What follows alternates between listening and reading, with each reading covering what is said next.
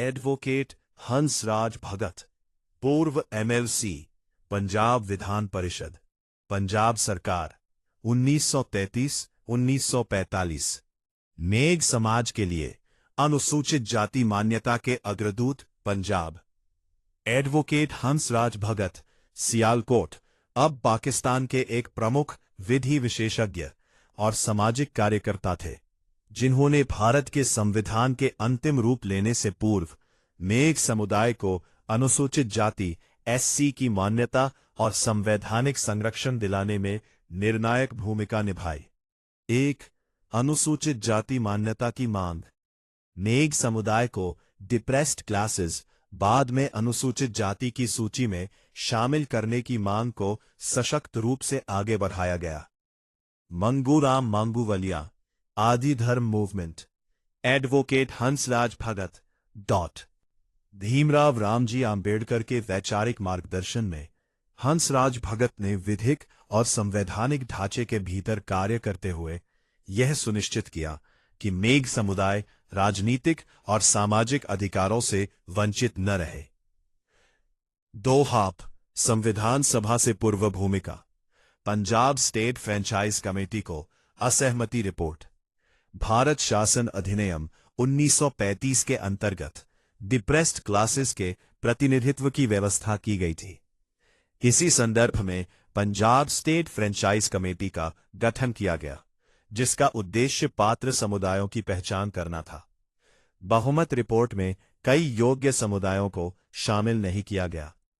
हंसराज भगत ने एक महत्वपूर्ण असहमति रिपोर्ट, डिसेंटिंग रिपोर्ट, प्रस्तुत की। उन्होंने तर्क दिया कि मेघ समुदाय को अनुचित रूप से सूची से बाहर रखा गया है। उनके विधिक हस्तक्षेप के कारण सूची पर पुनर्विचार हुआ। फिर अनुसूचित जाति सूची में समावेशन। लगातार प्रयासों के फलस्वरूप मेघ, आदि धर्मी, रामदासिया और रविदासिया समुदायों को अनुसूचित जाति सूची में शामिल किया गया। इसके परिणाम स्वरूप उन्हें प्राप्त हुए राजनीतिक प्रतिनिधित्व, सरकारी सेवाओं में आरक्षण, संवैधानिक संरक्षण। यह मान्यता बाद में आंबेडकर द्वारा निर्मित संवैधानिक प्रावधानों के अंतर्गत सुदृढ़ हुई। 3. कृषक एवं भूमि अधिकारों के लिए विधिक संघर्ष।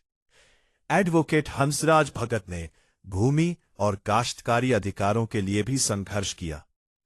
उन्होंने मेघ उद्धार सभा ट्रस्ट द्वारा शोषित मेघ बंटाईदार किसानों का बचाव किया। विधिक कार्यवाही के माध्यम से उन्होंने मेघ मजदूरों को स्वामित्व अधिकार दिलाए। अनेक परिवार बंटाईदार से वैध भूमि स्वामी बने। यह मेघ समुदाय के सामाजिक आर्थिक परिवर्तन की दिशा में एक ऐतिहासिक कदम था। 4. विभाजन के बाद पुनर्वास कार्य। 1947 के विभाजन के पश्चात उन्होंने पुनर्वास मंत्रालय की सलाहकार श्रीमती रामेश्वरी नेहरू के साथ कार्य किया। राजस्थान के अलवर में विस्थापित मेघ परिवारों को इवैक्यूए त्यक्त भूमि आवंटन दिलाने में सहयोग किया। उनके प्रयासों से समुदाय को सम्मानजनक पुनर्वास और आर्थिक स्थिरता प्राप्त हुई। ऐतिहासिक महत्व। एडवोकेट हंसराज भगत के योगदान को 3 प्रमुख आयामों में समझा जा सकता है। संवैधानिक मान्यता, अनुसूचित जाति दर्जा सुनिश्चित करना, विधिक सशक्तिकरण, भूमि एवं कृषक न्याय, पुनर्वास नेतृत्व, विभाजनोत्तर पुनर्स्थापन। उनका कार्य उत्तर भारत में मेघ समाज के विधिक, राजनीतिक और सामाजिक उत्थान की आधारशिला सिद्ध हुआ।